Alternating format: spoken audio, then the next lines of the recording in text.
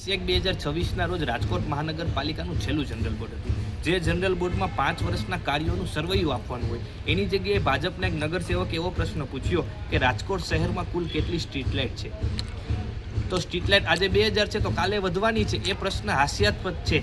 ખરેખર ચર્ચા એ થવી જોઈએ કે છેલ્લા વર્ષનું બજેટ 3128 કરોડ રૂપિયાનું હતું, તેમાંથી કેટલા ખર્ચાયા, કેટલી આવાસ યોજના બનાવવામાં આવી, કેટલી ભૂગર્ભ ગટરની લાઈનો નાખવામાં આવી, કેટલા રોડ રસ્તા બનાવવામાં આવ્યા. એની જગ્યાએ જ્યારે શહેરમાં નીકળીએ ત્યારે આપણને માલુમ પડે કે અલગ અલગ વોર્ડમાં પાણી કાપ છે, બ્રિજો તૂટેલા છે અને ખાસ કરીને ટ્રાફિકની અવ્યવસ્થા રાજકોટ શહેરમાં છે. ત્યારે મોટી મોટી વાતો કરીને 5000 કરોડ રૂપિયાના વિકાસ કાર્યો કર્યા એ તો શહેરમાં દેખાતા જ નથી.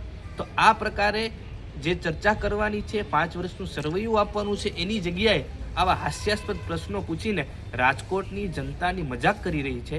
અને આ મહાનગરપાલિકાની બોડીને આગામી સ્થાનિક સ્વરાજ્યની ચૂંટણીમાં રાજકોટવાસીઓ ભરપૂર જવાબ આપશે એ અમને આશા છે.